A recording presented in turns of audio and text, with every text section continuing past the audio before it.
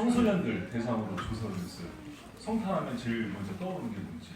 크리스찬 비크리스찬 구분해서 했거든요. 공동 1위가 나왔어요. 뭘까요? 성탄하면 떠오르는 거. 공동 1위. 산타예요. 산타. 2위는 뭘까요? 트리였습니다. 3위는 눈이래요. 화이트 크리스마스. 4위는 선물. 우리 어린이 여러분 선물 많이 받았어요? 아니요. 우리 약속했잖아요. 우리 23일 안 받기로. 그래서 안 주신 거예요. 예수님께 드리는 날이에요. 그럼 여러분 성탄에 제일 하고 싶은 게 뭔지 알아요? 뭘로 나왔을 것 같아요?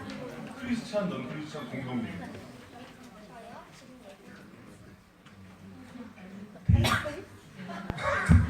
데이트가 1위로 나왔어요. 그럼 어떻게 데이트 하셨어요?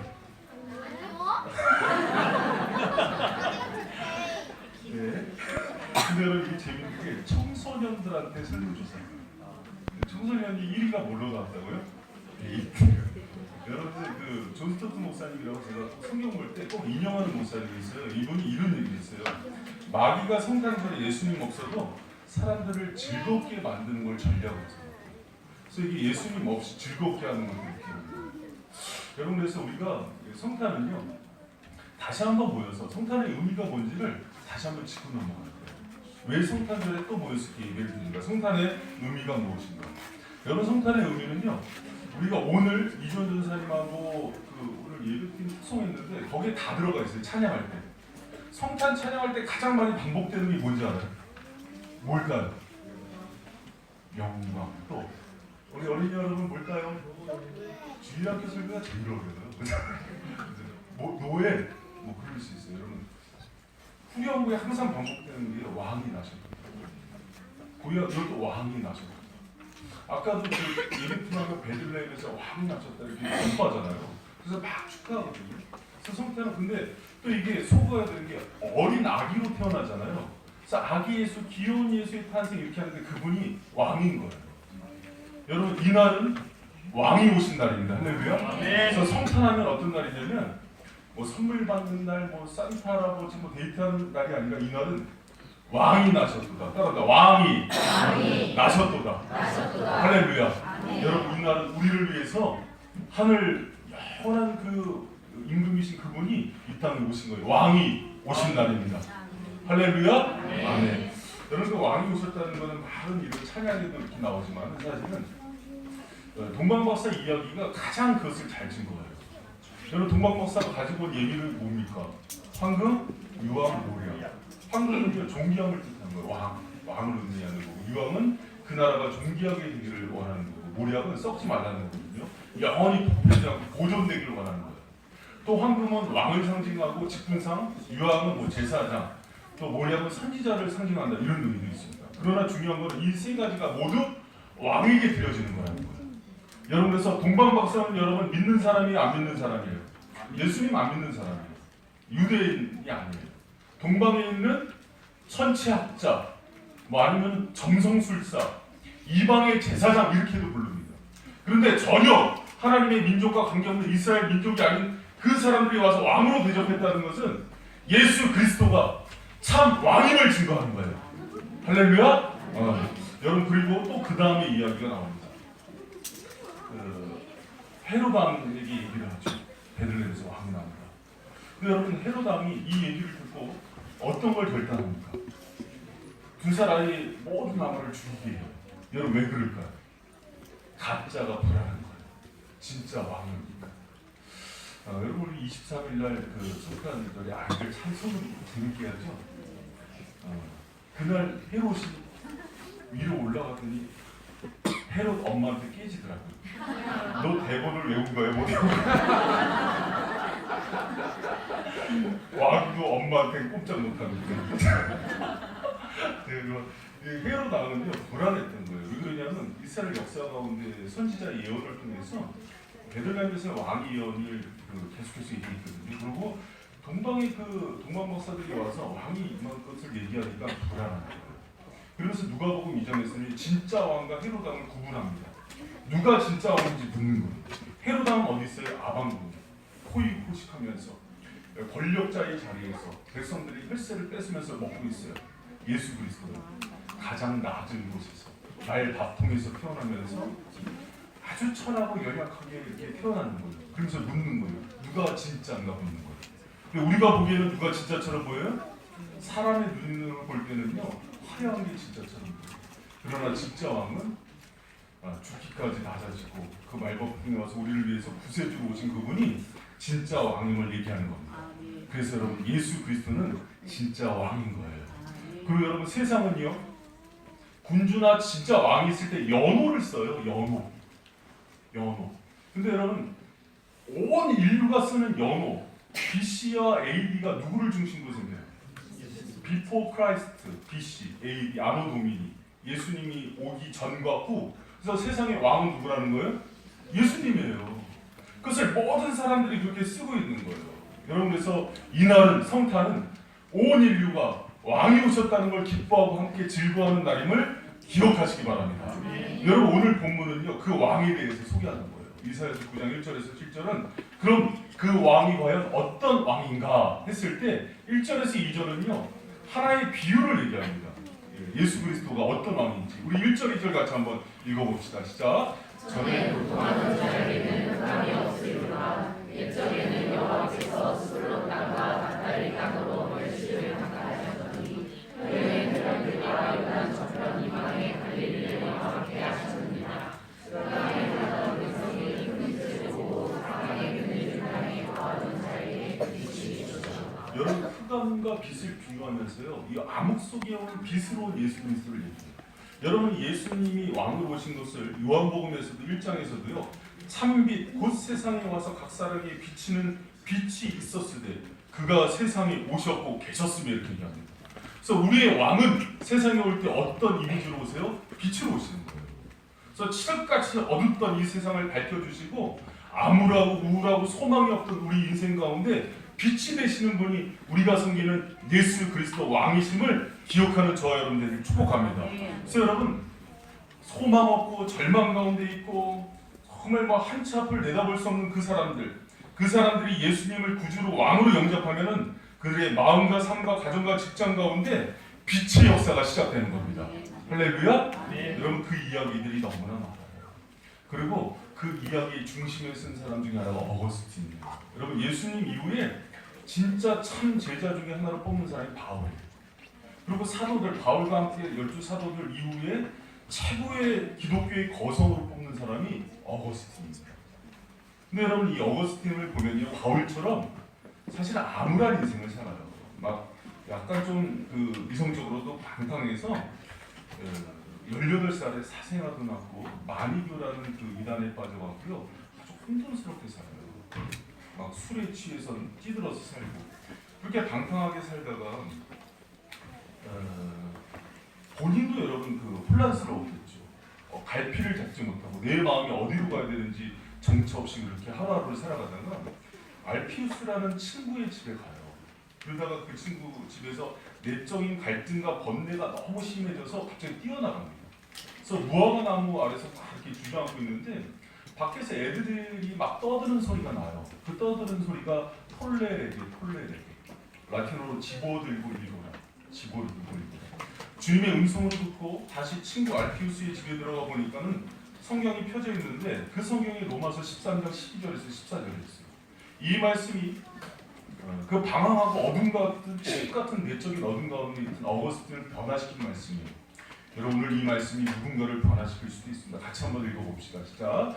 밤이 깊고 낮이 가까웠으니 그러므로 내가 어둠에 이르렀고 빛을 못을 비자 나를 같이 간절히 행하고 강과 실수하지 말며 음란과 택하지 말며 쟁과 시기 하지 말고 오직 주 예수 그리스도로 믿고 정욕을 위하여 귀신의 일을 도모하지 말라. 아멘. 여러분 이 말씀을 들을 때 갑자기 마음에 이 작은 말씀인데 천둥 같은 소리가 나면서 그 내면이 변화가 되기 시작해요. 어둠이 갈라지면서 빛인 예수님이 말씀 가운데 찾아오는 거예요. 그러면서 펑펑 울면서 이렇게 고백합니다. 느끼야 주님을 사랑했나이다. 이제 정말 행복합니다. 이렇게 얘기하는 거예요. 예수님을 영접하고 말씀 가운데 변화가 되니까 빛이신 그리스도가 어둠을 밝게 해버리는 거예요. 그래서 온전히 변화된 삶을 살았던 게 바로 어거스틴입니다. 근데 여기서 하나 주목할 게 있어요. 뭐냐면 노란 글씨예요. 빛의 갑옷을 입자, 주 예수 그리스도로 옷 입고 이렇게 돼 있잖아요. 그래서 갑옷을 입고 옷 입다는 거는요, 예수 그리스도 그분의 왕의 통치를 받는 삶을 뜻해요. 여러분, 우리가 왜 예수 그리스도를 영접한 이후에도 삶의 변화가 안 되냐면요, 그분이 우리 인생의 왕이 돼야 돼요.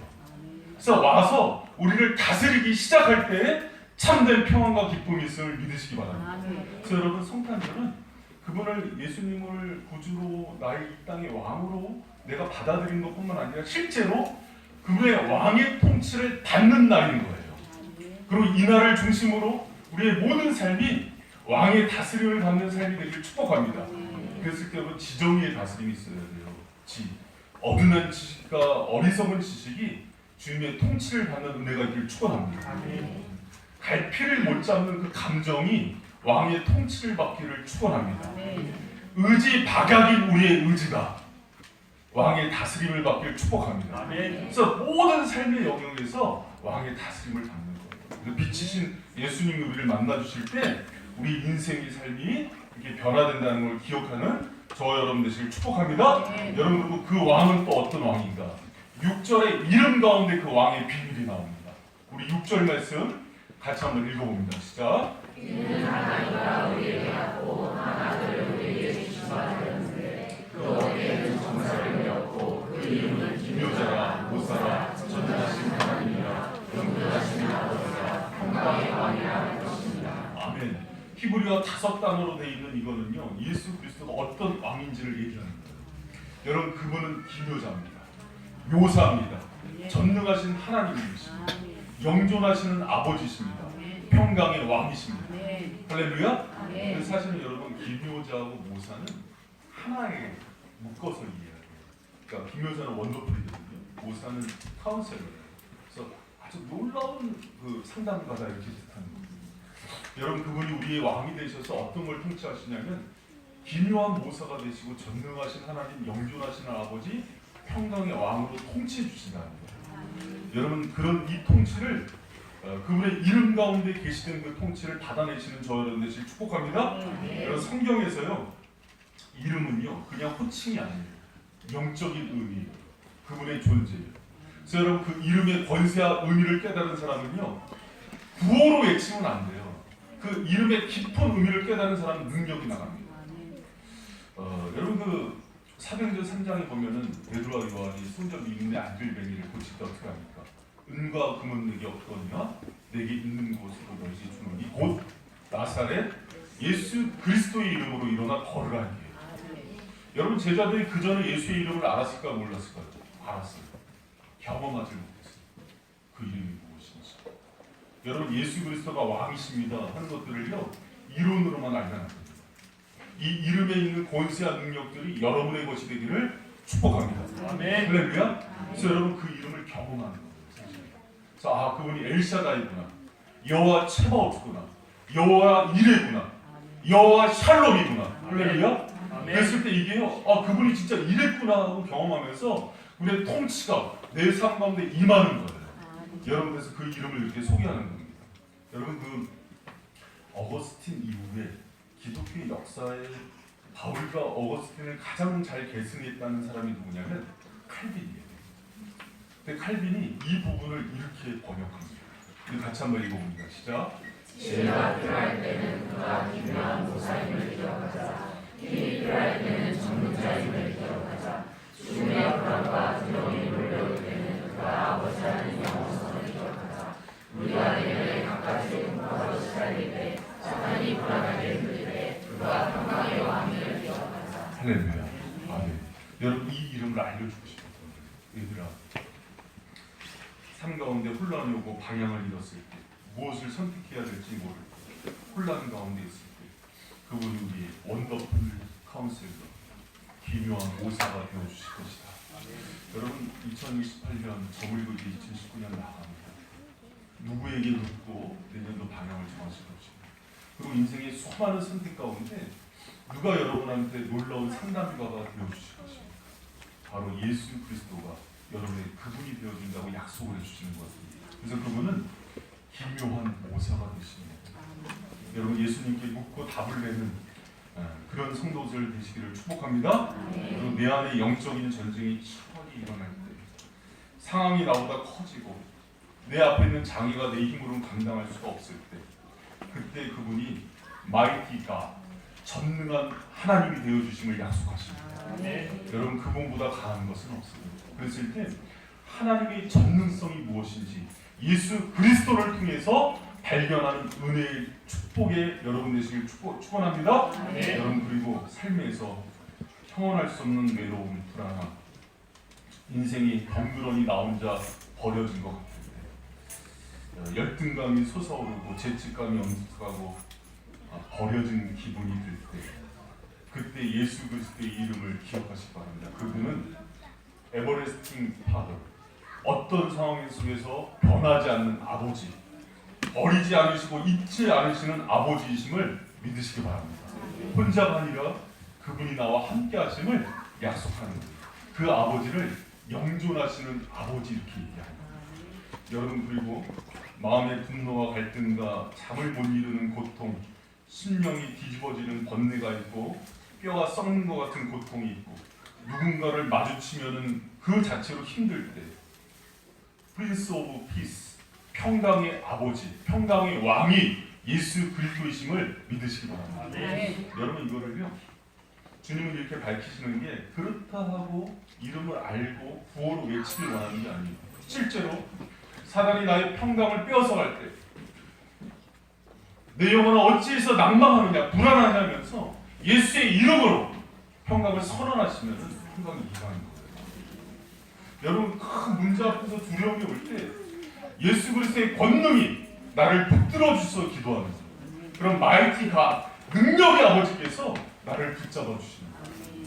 그리고 여러분 여러 가지 갈팡질팡하고 인생의 길을 모를 때요 기묘한 모사, 원더풀 카운셀러에게 기도하면서 물을 때 길을 내시는 게 무엇인지 경험하는 저와 여러분 되시길 축원합니다. 여러분 그분이 왕이다 얘기할 때는요 군림하는 왕이 아니에요.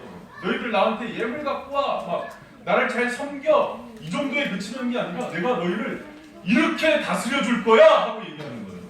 여러분 그분의 다스림 가운데 들어가시기를 축원합니다. 여러분 그분은 겸손한 분이세요. 그래서 헤롯이 상하궁에서 화려하게 호의호식할 때 예수님은 겸손하게 가장 낮은 곳에 와서 가장 연약한 세리와 창귀와 또 목수와 그 당시에 가장 연약한 자들을 끌어안으면서 모든 사람을 돕겠다고 오신 왕이에요. 그분께 나아가면 천하다 약하다 보잘것없다고 그렇게 하시는 게 아니라 우리를 끌어안아 주시는 그런 사랑의 왕, 경송의 왕이심을 믿고 나아가는 저와 여러분 되시길 축복합니다. 여러분 그 왕이 오신 거예요. 여러분 그 에콰도르의 아홉 가족에게 순교하다가 아름답게 순교한 짐 엘리엇의 이야기가 있는 그 전능자의 그늘이라는 게 있어요. 그 아내인 엘리자벳 엘리엇이 쓴 책입니다. 이튼 스쿨 굉장히 그 미국 명문대를 졸업하고서 결혼하고 나서요 애가 이제 돌이 안 된 애가 있었는데 그 에콰도르에 있는 아홉 가족 순교를 갔다가 총이 있었음에도 불구하고 자기 활을 쏘고 창을 던지는데 저항하지 않고 그냥 이렇게 죽죠. 근데 이제 그 이후에 같이 선교 가서 죽은 그 선교사님들 아내들이 가서 그 종족을 변화시켜요. 그들을 용서하면서.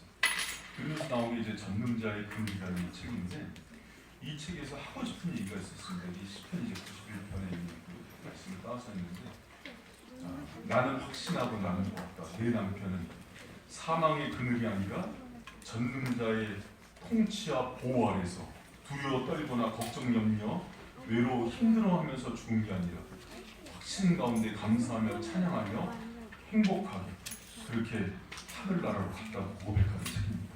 왜 그럴 수 있었을까? 모든 순간에 왕이신 하나님의 통치를 받았기 때문입니다. 이것을 얘기하는 거예요. 여러분 2018년도 그랬듯이 다가오는 2019년도에도 그분이 우리의 왕이심을 기억하는 저와 여러분들을 축원합니다. 그분이 우리의 왕이라는 것을 그냥 내버려 두는 게 아니에요. 그분이 우리의 보호자가 되어주시고 전능자가 되어주시고 상담자가 되어주심을 기억하는 저 여러분 되시기를 축원합니다. 그러면서 다시 한번 성탄의 은이 왕이 나셨습니다. 할렐루야. 우리 같이